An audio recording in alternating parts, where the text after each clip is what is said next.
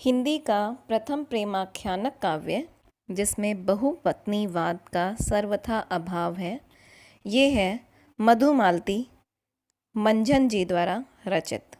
मधुमालती में नायक मनोहर और महारस नगर की राजकुमारी मधुमालती की प्रेम कथा के साथ साथ विशेषता ये है कि प्रेमा और ताराचंद की भी कथा समांतर रूप से चलती है। बहुत ही सुंदर, काल्पनिक, बहुत ही प्यारी सी है। ऐसे लगता है जैसे कि हम किसी मूवी को देख रहे हैं। इनके संबंध में मंझन जी के बारे में ज़्यादा कुछ ज्ञात नहीं है। कारण आप अच्छे से जानते हैं कि पहले पब्लिशिंग हाउसेस नहीं होते थे, इस कारण से ज़्यादा कवियों को और उनकी रचनाओं के बारे में ठीक से पता नहीं चलता है। अनुमान और इतिहासकार यानी कि इति जमा ह जमा आस ऐसा ही हुआ होगा, क्लियरली 100% नहीं है, लेकिन 99% कह सकते हैं कि ऐसा हुआ होगा। उस हिसाब से जो इनकी रचना के बारे में और इनके बारे में जो पता चला है, हम उसके बारे में बात कर रहे हैं।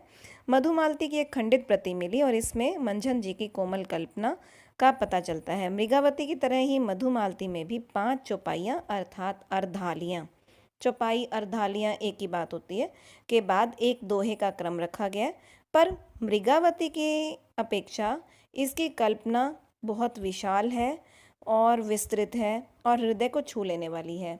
आध्यात्मिक प्रेम भाव की व्यंजना के लिए प्रकृति के भी अधिक दृश्यों का समावेश हुआ है और जटिल और लंबी तो कह ही सकते हैं। जहाँ कहानी थोड़ी सी ज़्यादा लंबी होती जाएगी उसमें छोटी छोटी और कहानियाँ और बातें और कुछ ना कुछ वर्णन, प्राकृतिक वर्णन भी उसके अंदर मिलता जाता है, इसलिए थोड़ा वो जटिल लगती है। इसको हम इस तरह समझ सकते हैं जैसे रामायण की कथा हमें बहुत आसानी से ध्यान रह जाती है, लेकिन महाभारत के कुछ कुछ अंश हम भूलने लगते हैं, वही बात है।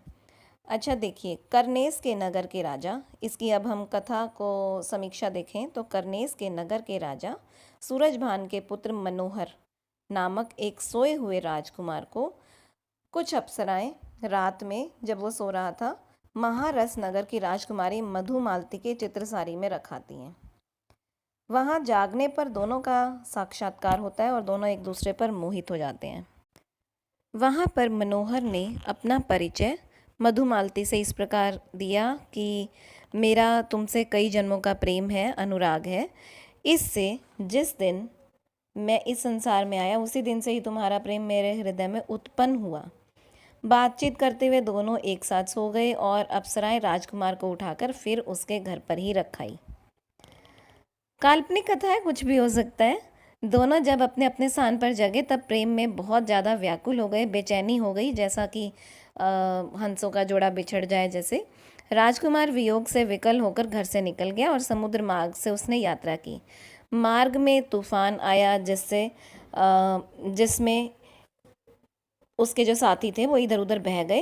राजकुमार एक पटरे पर बहता हुआ एक जंगल की ओर चल पहुंच गया। वहाँ पर एक सुंदर स्त्री पलंग पर लेटी हुई उसे दिखाई दी। पूछने पर जान पड़ा कि वह चित्त बिसरामपुर के राजा चित्रसेन की कुमारी प्रेमा थी, जिसे एक राक्षस यहाँ उठा लाया था।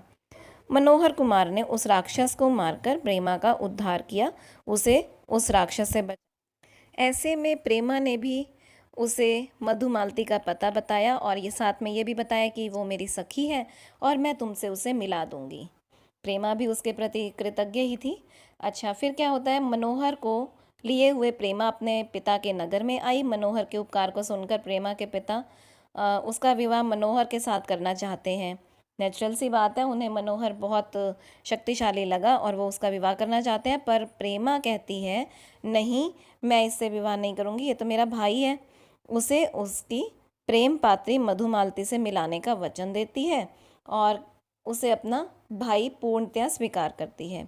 फिर दूसरे दिन क्या होता है, मधुमालती अपनी माता रूपमंजरी, प्रश्न बहुत बार आता है मधुमालती की माता का नाम क्या है, तो ध्यान रखना, रूपमंजरी के साथ प्रेमा के घर आई और प्रेमा ने उसके साथ मनोहर कुमार का मिलाप करा दिया। ये मिलाप पहला नहीं था, दूसरा था, क्योंकि पहला तो बताया ना कि अप्सराएं उसके घर पे रखाई थी उसको रात को चुपचाप से। सुबह रूपमंजरी ने चित्रसारी में जाकर मधुमालती को मनोहर के साथ पाया। रूपमंजरी को गुस्सा आया। जगने पर मनोहर ने तो अपने को दूसरे स्थान पर पाया और रूप मंजरी अपनी कन्या को भला बुरा कहकर मनोहर का प्रेम छोड़ने के लिए कहने लगी। जब उसने नहीं माना तब माता ने श्राप दिया कि तू पंछी बन जा, पक्षी बन जा। काल्पनिक कथा है, कुछ भी हो सकता है, मैंने आपको अभी अभी बताया। जब वह पक्षी बन के उड़ गई तब उसकी माता बहुत पछताने और विलाप करने लगी, लेकिन मधुमालती का कहीं भी पता नहीं लगा। अब माँ तो माँ ही है, दुख हुआ तो उसने श्राप भी दे दिया, लेकिन बाद में उसे अफसोस भी बहुत हुआ। मधुमालती उड़ते उड़ते बहुत दूर निकल गई। कुंवर ताराचंद नाम के एक राजकुमार ने उस पक्षी की सुंदरता को देखकर उसे पकड़ना चाहा। अब याद रखना, ताराचंद और प्रेमा इनकी स्टोरी बनेगी और मधुमालती और मनोहर की। मधुमालती को ताराचंद का रूप मनोहर से कुछ मिलता जुलता दिखाई दिया। जो ताराचंद है वो उसे मनोहर जैसा ही लगा। इससे वो कुछ रुक गई और पकड़ ली गई, उसे पकड़ लिया। अब पक्षी को पकड़ा है उन्होंने, उनको क्या पता कि एक्चुअली में एक राजकुमारी है।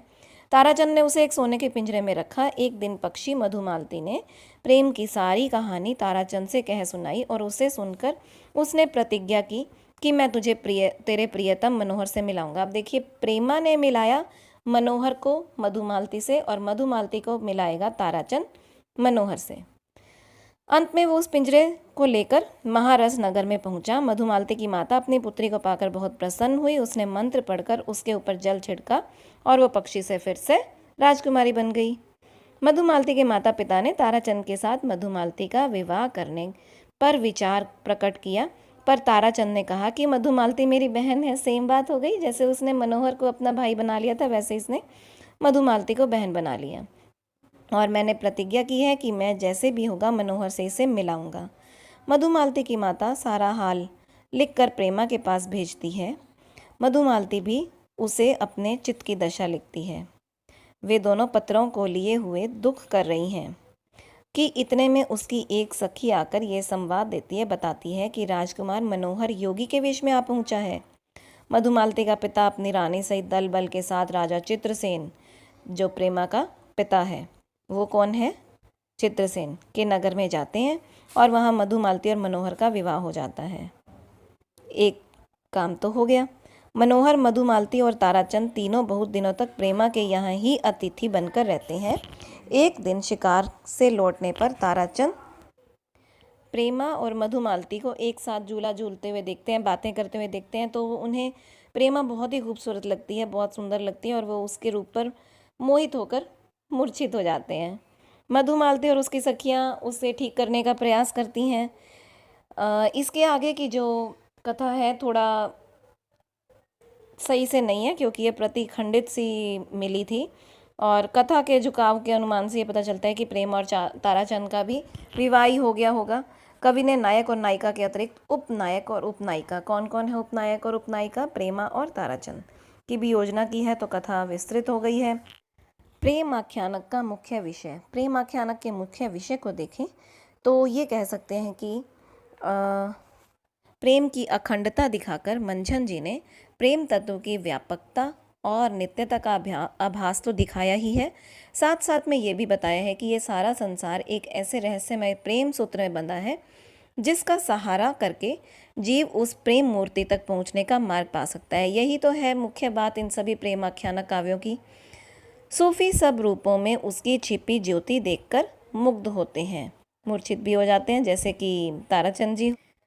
ईश्वर का विरह सूफियों के यहाँ भक्त की प्रधान संपत्ति है और उसके बिना साधना के मार्ग में कोई प्रवृत्त नहीं हो सकता।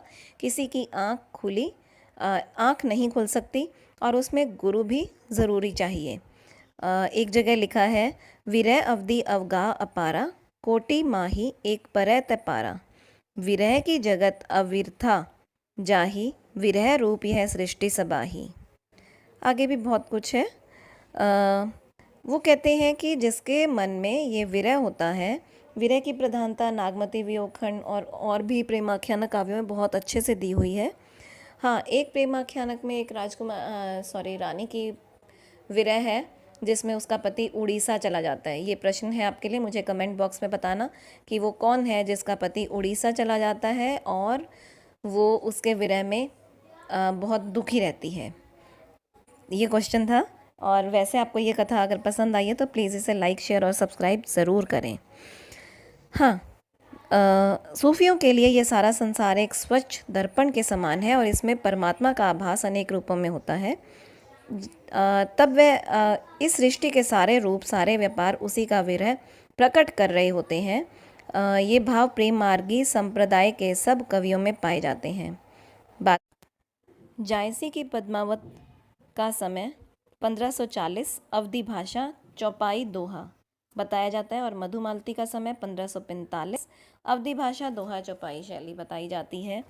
पद्मावत से पहले मधुमालती की बहुत ज़्यादा प्रसिद्धि थी। जैन कवि बनारसी दास ने अपने आत्मचरित में संवत 1660 के आसपास ऐसा लिखा है कि उनकी दिनचर्या में वो मधुमालती को पढ़ते थे। वो लिखते हैं कि उस समय हाट बाजार में जाना छोड़ घर में पड़े पड़े मृगावती और मधुमालती नाम की पोथियां पढ़ा करता था। इन शब्दों में लिखा उन्होंने, कितने इंटरेस्टिंग शब्द हैं, देखिए। तब घर में बैठे रहे, नाहिन हाट बाजार, मधुमालती मृगावती, पोथी दोए उचार। और भी हैं, मधुमालती की प्रसिद्धि बहुत थी। और साथ साथ में इसकी कथा आज भी बड़ी इंटरेस्टिंग सी लगती है। ऐसे लगता है आगे क्या हुआ, आगे क्या हुआ। दक्षिण के एक नसरती शायर हैं, उन्होंने भी मधुमालती के आधार पर दक्षिणी उर्दू में गुलशन इश्क नाम की एक प्रेम कहानी लिखी है।